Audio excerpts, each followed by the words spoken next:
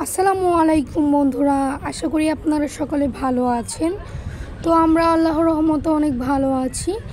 ঈদের তৃতীয় দিন চলে আসলাম নানুর বাড়ি। আর নানুর বাড়ির বাসার সামনেই আমার মামি কয়েকটা ঢ্যাঁড়স গাছ বুনেছে। আর এখান থেকে আমি আর আমার মা ঢ্যাঁড়স তুলে নিচ্ছি। তো আমার মা তুলছে, কত সুন্দর। এরকম শাকসবজি তুলে খাওয়াটার মজাই আলাদা। তো দেখুন, কচি কচি ঢ্যাঁড়স তুলছি। এগুলো শাকসবজি খাওয়ার থেকে মনে হয় তুলে নেওয়াটাই অনেক মজা। খেতে তো আরও মজা, কিন্তু তোলার ব্যাপারটা অন্যরকম অনুভূতি হয় আমাদের।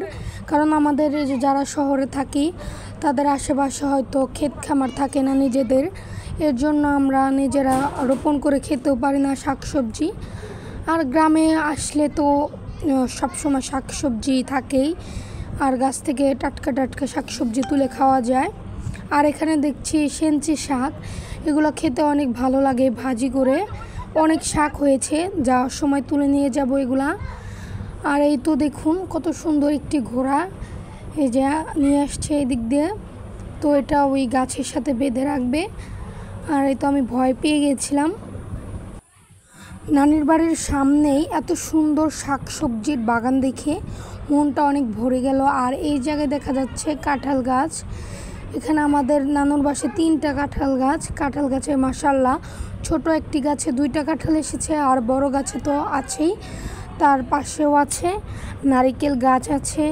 গ্রামের পরিবেশটা অন্যরকম একটা সৌন্দর্য, বাতাস, আবহাওয়া সুন্দর।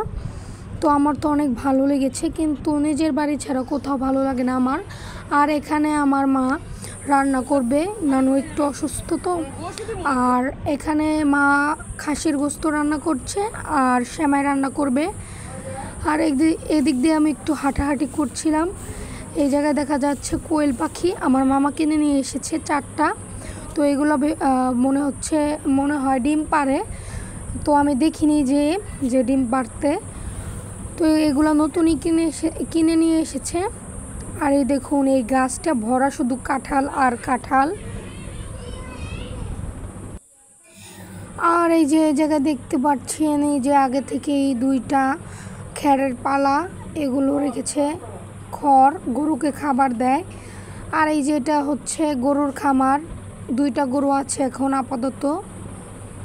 আর পাশেই হচ্ছে একটা ছোট্ট পুকুর মামার বাড়ির, মানে পিছনে বাড়ির পাশে। এখানেও অনেক গাছগাছালি আছে, আম গাছ, পেয়ারা গাছ, বাঁশবাগান, এগুলো সব মিলিয়ে অনেক সুন্দর জায়গাটি। এইরকম শুনশান জায়গা কিন্তু আমার অনেক পছন্দ। আর ঠান্ডা ঠান্ডা আবহাওয়া তো আছেই। আর এখন বাসায় চলে আসলাম, দেখি মা রান্না করছে এখনও। তো এখানে খাসির গোস্ত রান্না করা হচ্ছে, রান্নাটা বসিয়ে দিয়েছে। প্রতিবারের মতো এখনও আমি যাব মুরগির খোয়ারে, দেখি একটা ডিম পাওয়া যায় কিনা। এই তো আমি এসে পড়েছি মুরগির খোয়ারে। আর দেখছি আজকে হয়তো মনে হয় ডিম নেই, ডিম সত্যিই নেই, আগে থেকেই তুলে নিয়েছে মামি।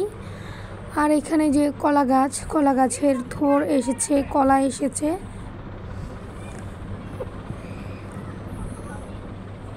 আর এখানে পেঁপে গাছেও পেঁপে এসেছে। আর একটা বড় পেঁপে গাছ আছে। এই যে এই পেঁপে গাছটা অনেক দিন আগের, প্রায় 1 বছর হয়ে এসেছে। আর এখন আমি একটু নদীর পাড়ে যাব, আমার মামাতো ভাই গোসল দিবে, আমি একটু যাচ্ছি ভিডিও করতে করতে। নানির বাড়ি থেকে নদীর পাড়ে যেতে প্রায় 5 মিনিট লাগে। এই তো এদিক দিয়ে যাব বাড়ির উপর দিয়ে। তো দেখতে থাকুন আমাদের পুরো ভিডিওটি, ভালো লাগলে অবশ্যই লাইক, কমেন্ট, শেয়ার করে দিবেন। এদিক দিয়ে দেখা যাচ্ছে আখ ক্ষেত বোনা হয়েছে। আগে প্রচুর আখ খেতাম এই ক্ষেত থেকেই। এখনও খাওয়া যাবে, কিন্তু খাবো না, চুপি চুপি করে কেটে নিয়ে খেতাম আগে। এখন আর খাওয়া যাবে না, এখন বড় হয়ে গেছি। এই তো কথা বলতে বলতে চলে এসেছি নদীর তীরে। আর এই নদীর তীরে একটি বাসা রয়েছে, যে বাড়ি, এই বাড়িটায় যে থাকে সে যে কত শান্তিতে থাকে একমাত্র সেই জানে। কারণ এখানে অনেক বাতাস, নদীর পাশেই বাড়ি, এইখানে নদী আর এখানেই বাড়ি। অনেক সুন্দর আর অনেক ভালো লাগে, মনটাও ভালো হয়ে গেল এখানে এসে। অনেক সুন্দর একটি জায়গা।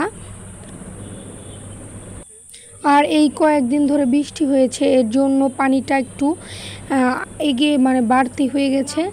এইখানে পানি ছিল না, আমি নিচে নামে আপনাদের দেখাতে পারতাম, কিন্তু বৃষ্টির পানির জন্য অনেক পানি হয়ে গেছে। এই দেখুন কত পানি এসেছে। যদিও এখন বর্ষাকাল, কিন্তু আমি 2 দিন পরে গিয়েছিলাম, তখন পানি শুকিয়ে গিয়েছিল। আর আমি তো সাঁতার পারি না, না হলে আমিও গোসল দিতাম। সাঁতার না পারার জন্য গোসল দিলাম না। আর দেখুন এই সাইডে কত পানি এসেছে, দেখেছেন? তো সবাই ভালো থাকবেন, সুস্থ থাকবেন। আল্লাহ হাফেজ।